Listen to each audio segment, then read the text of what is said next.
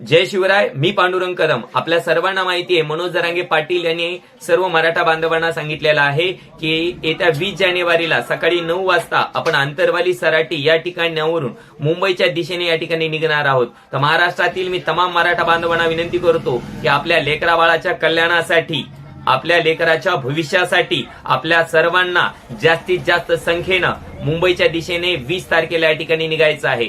आताची सध्याची परिस्थिती म्हणजे अभी नाही तो कभी नाही अशा सिच्युएशनची परिस्थिती आहे. त्यामुळं मी महाराष्ट्रातील तमाम मराठा बांधवांना विनंती करतो की आपण सर्वांनी जास्तीत जास्त संख्येनं आंतरवाली सराटीवरून मुंबईच्या दिशेने आपला जो पायी दिंडी निघणार आहे त्या पायी दिंडीमध्ये आपण सर्वांनी या ठिकाणी सहभागी व्हायचं आहे. सरकार त्यांच्या पद्धतीनं कामाला लागलेलं आहे. सरकार प्रयत्न करत आहे की मराठा बांधव मुंबईला कसे येणार नाही त्याच्यासाठी या ठिकाणी सरकार कामाला लागलेलं आहे. ते त्यांच्या दृष्टीने या ठिकाणी प्रयत्न करत आहेत. तुम्ही कालच पाहिलं असेल की राज्याचे उपमुख्यमंत्री अजितदादा पवार मराठ्यांना या ठिकाणी चॅलेंज करतायत की तुम्ही कसं मुंबईला येतात तर मी पाहून घेतो, तुमच्यावरती या ठिकाणी कायदेशीर कारवाई करतो. आम्ही अशा कारवायाला भीत नाहीत. आम्ही लोकशाहीच्या मार्गाने काम करणारे मराठे आहोत. आम्ही देशाची जी घटना आहे त्या घटनेला डोळ्यासमोर ठेवून तिचा आदर करूनच या ठिकाणी आंदोलन आतापर्यंत केलेली आहे आणि भविष्यामध्ये सुद्धा या ठिकाणी याच पद्धतीचे आंदोलन आम्ही या ठिकाणी करू.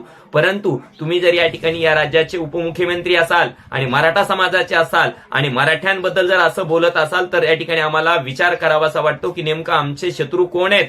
आमचे शत्रू जर म्हणजे आमचेच बांधव जर आमच्या विरोधामध्ये अशी जर भाषा करत असतील तर या ठिकाणी मराठ्यांनी निश्चितच विचार करावा. आणि त्यामुळं मी मराठ्यांना सांगू शकतो, गोरगरीब मराठ्यांना सांगू शकतो की आपला भाऊ मनोज जरांगे पाटील आपल्यासाठी जीवाचं रान करून जर या ठिकाणी ही लढाई लढत असेल तर आपल्या सर्वांची नैतिक जबाबदारी आहे की आपण सर्वांनी मनोज जरांगे पाटील यांच्या पाठीमागे या ठिकाणी खंबीरपणे उभं राहणं गरजेचं आहे. आतापर्यंत आपलं आरक्षण कोणामुळे अडकलेलं आहे हे आपल्या सर्वांना या ठिकाणी माहिती आहे. त्यामुळं या ठिकाणी कोणत्याही सरकार कोणत्याही प्रकारचा निर्णय घेऊ, कोणी जनहित याचिका टाकू, कोणी आपल्या विरोधामध्ये काय बोलण्याचा प्रयत्न करायचा तर ते बोलण्याचा प्रयत्न करू द्यात. परंतु गावागावामध्ये असणाऱ्या मी मराठा बांधवांना विनंती करतो की मुंबईमध्ये जाण्यासाठी तयारी आपण आपल्या गावामध्ये सुरू करावी. जे तरुण बांधव मुंबईच्या दिशेने जाण्यासाठी निघणार आहेत त्यांची यादी बनवा. जे तरुण बांधव मुंबईला होणाऱ्या आपल्या आंदोलनासाठी जाणार आहेत त्या आंदोलनाला जाण्यासाठी इतर मराठा बांधवांना विनंती करतो की आपण सर्वांनी त्यांना सहकार्य करायचं आहे आणि आपण जास्तीत जास्त संख्येने मुंबईमध्ये आझाद मैदानावरती होणाऱ्या आंदोलनासाठी आपण सर्वांनी त्याच्यामध्ये सहभागी व्हायचं आहे.